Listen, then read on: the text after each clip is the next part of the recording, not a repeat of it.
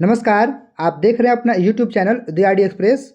आइए railway group D के लिए प्रीवियस ईयर से संबंधित जीके जीएस के प्रैक्टिस सेट 2 को देखने वाले हैं, जिसमें प्रीवियस ईयर के प्रश्नों को इंक्लूड किया गया है और साथ ही साथ कुछ नए प्रश्न भी हैं जो कि आपकी तैयारी को बिल्कुल मजबूत बनाएंगे।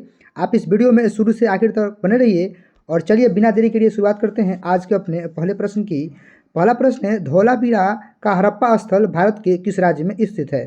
वेरी वेरी इंपॉर्टेंट क्वेश्चन है, कई बार रिपीटेड भी है आपके ग्रुप डी एग्जाम के लिए। इस प्रश्न का उत्तर आप कमेंट कर सकते हैं।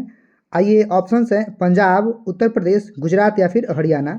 तो देखिए प्रश्न 1 का सही उत्तर होगा गुजरात। सही उत्तर ऑप्शन सी होगा।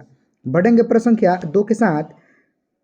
सिंगलीला राष्ट्रीय उद्यान किस राज्य में स्थित है? ऑप्शंस आपके सामने हैं, पश्चिम बंगाल, महाराष्ट्र, बिहार या फिर असम। तो देखिए सही उत्तर ऑप्शन ए होगा, पश्चिम बंगाल में स्थित है। सही उत्तर ऑप्शन ए को लगाइएगा। चलिए आगे चलेंगे प्रश्न संख्या 3 के साथ। भारत में किस राज्य की जनसंख्या सबसे कम है? जनसंख्या की बात है, सबसे कम जनसंख्या वाला राज्य बताना है। मिजोरम, सिक्किम, मेघालय या फिर त्रिपुरा। बिल्कुल सिक्किम होगा। सही उत्तर ऑप्शन बी होगा।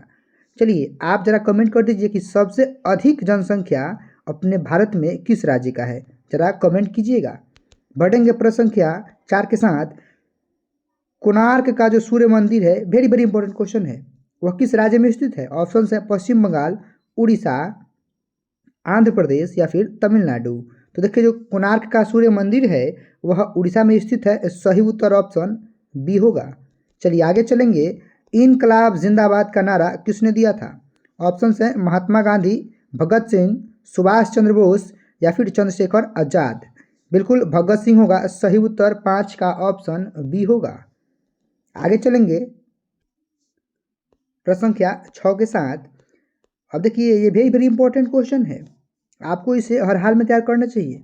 कह रहा है कि राष्ट्रपति भवन से इंडिया गेट तक के ऐतिहासिक रास्ते को राजपथ के नाम से जाना जाता है।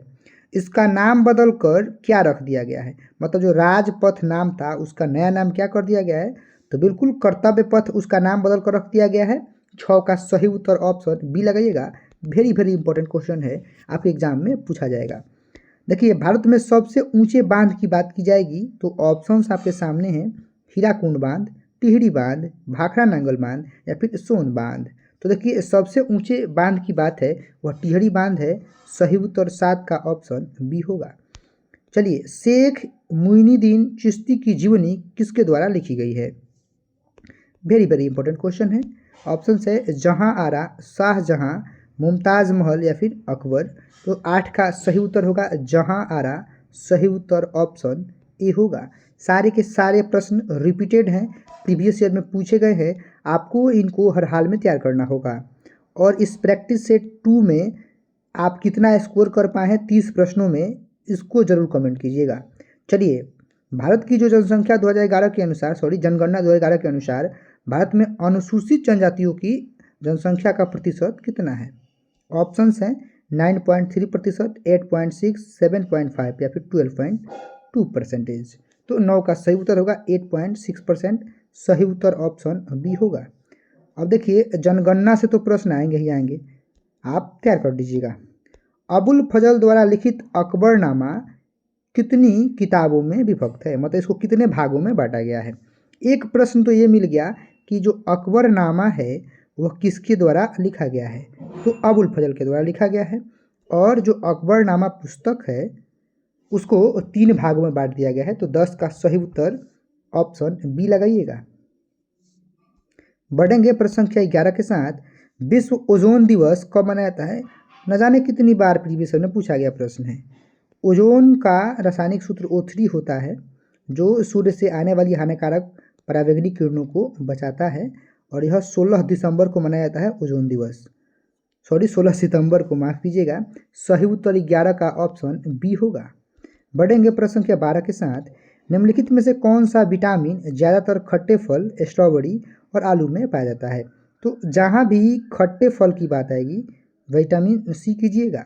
सही उत्तर 12 का ऑप्शन डी होगा। चलिए आगे चलेंगे। निम्नलिखित में से किस दिन को भारत के संविधान दिवस के रूप में मनाया जाता है?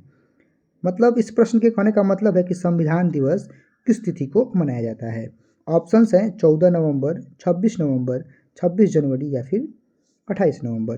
बिल्कुल 26 नवंबर इसका सही उत्तर होगा। 13 का सही उत्तर ऑप्शन बी होगा। 26 नवंबर को संविधान दिवस मनाया जाता है। बढ़ेंगे प्रश्न संख्या 14 के साथ। ल्यूवेनहॉक ने सबसे पहले स्वतंत्र जीवित कोशिकाओं की खोज डैश में की थी।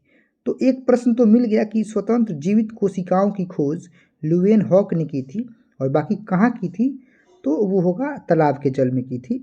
सही उत्तर 14 का ऑप्शन ए लगाइएगा। सही उत्तर ऑप्शन ए होगा।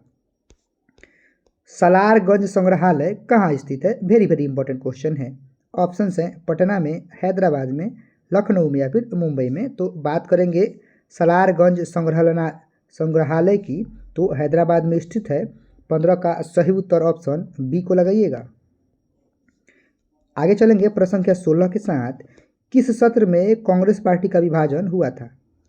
भारतीय राष्ट्रीय आंदोलन INM, इंडियन नेशनल मूवमेंट से तो प्रश्न बनते ही हैं। और कांग्रेस का जो विभाजन हुआ था वह सूरत अधिवेशन में हुआ था 1907 के। सही उत्तर ऑप्शन ए होगा। बढ़ेंगे प्रश्न संख्या 17 के साथ।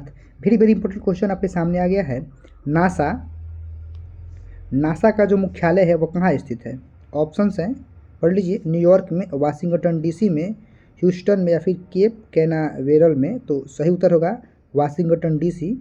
सही उत्तर 17 का ऑप्शन बी को लगाइएगा। आगे चलेंगे 18 के साथ। पदार्थ के परमाणु सिद्धांत किसने प्रतिपादित किया था? परमाणु सिद्धांत की बात जहाँ भी आएगी आप डाल्टन के साथ चलिएगा। सही उत्तर 18 का ऑप्शन बी लगाइएगा। चलिए बढ़ेंगे प्रश्न संख्या 19 के साथ। निम्नलिखित में से किस औषधि का उपयोग अपच के उपचार के लिए किया? वेरी वेरी इंपॉर्टेंट क्वेश्चन है। जब ज़्यादा खा लेते हैं तीखा वगैरह खाना तो अपच हो जाता है, तो उसके उपचार के लिए हम लोग एंटासिड का प्रयोग करते हैं। 19 का सही उत्तर ऑप्शन सी होगा। चलिए बढ़ेंगे 20 के साथ। काइदम पहाड़ी कहाँ अवस्थित है? अच्छा क्वेश्चन है। 20 का ऑप्शन पढ़िएगा। जम्मू कश्मीर में, हिमाचल प्रदेश में, केरल में या फिर महाराष्ट्र में। सही उत्तर हिमाचल प्रदेश होगा। 20 का सही उत्तर ऑप्शन बी होगा। आगे चलेंगे प्रश्न संख्या 21 के साथ। पंडित भीमसेन जोशी हैं, ये रिपीटेड क्वेश्चन है। और पंडित भीमसेन जोशी जो हैं वह हिंदुस्तानी गायक हैं। सही उत्तर 21 का ऑप्शन सी कीजिएगा। चलिए आगे चलेंगे। हम्पी किस राज्य में स्थित है? ऑप्शंस हैं आंध्र प्रदेश, तेलंगाना, तमिलनाडु या फिर कर्नाटक। सही उत्तर ऑप्शन डी होगा। कर्नाटक में स्थित है हम्पी। सही उत्तर ऑप्शन डी होगा। चलिए इंडोनेशिया की मुद्रा क्या है? वाट, दिनार, रियाल या फिर रुपया। तो बात करेंगे अपने इंडोनेशिया के करेंसी की, इंडोनेशिया के मुद्रा की, तो होगा रुपया। सही उत्तर 23 का ऑप्शन डी होगा। देखिए भारत में मुद्रास्फीति डैश से मापा जाता है। ऑप्शंस आपके सामने हैं, आप पढ़ लीजिएगा। सही उत्तर होगा उपभोक्ता मूल्य सूचकांक के द्वारा मापा जाता है। सही उत्तर ऑप्शन बी होगा। संसद में कितने प्रकार की समितियां होती हैं? ऑप्शंस तो आपके सामने हैं। 2 प्रकार की समितियां होती हैं। सही उत्तर ऑप्शन बी होगा। ऑप्शन बी करेक्ट होगा। आगे चलेंगे। भारत राज्यों का संघ है और राज्य की कार्यशक्ति किस में निहित होती है? ये भी वेरी वेरी इंपॉर्टेंट क्वेश्चन है। और आप जानते होंगे कि जो संघ की कार्यशक्ति है वह प्रधानमंत्री में निहित होती है। 26 का सही उत्तर ऑप्शन ए होगा। आगे चलेंगे 27 के साथ। दादा साहब फाल्के पुरस्कार के तहत सम्मान के रूप में कितनी राशि प्रदान की जाती है? तो वही पुरस्कार के साथ 10 लाख रुपये दी जाती है। सही उत्तर 27 का ऑप्शन डी होगा। चलिए आगे चलेंगे। प्रसिद्ध काव्य कामायनी के लेखक कौन हैं? तो पुस्तकों के लेखक से तो प्रश्न आएंगे ही। आपके सामने ऑप्शंस हैं। 28 का सही उत्तर आप जयशंकर प्रसाद को लगाइएगा। कामायनी के लेखक जयशंकर प्रसाद जी हैं। आगे चलेंगे। जय जवान जय किसान का नारा किसने दिया था? ऑप्शंस पढ़िएगा। सही उत्तर जवाहरलाल नेहरू होगा। 29 का सही उत्तर सॉरी जय जवान जय किसान लाल बहादुर शास्त्री। सही उत्तर 29 का ऑप्शन सी होगा। माफ़ी चाहूँगा, लाल बहादुर शास्त्री ने दिया था जय जवान जय किसान का नारा। आगे चलेंगे। नालंदा विश्वविद्यालय किसने बनवाया था? वेरी वेरी इंपॉर्टेंट क्वेश्चन है। कुमार गुप्त ने बनाया था। सही उत्तर ऑप्शन सी कीजिएगा।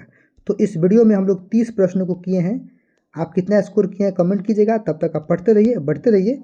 आपको ढेर सारी शुभकामनाएं।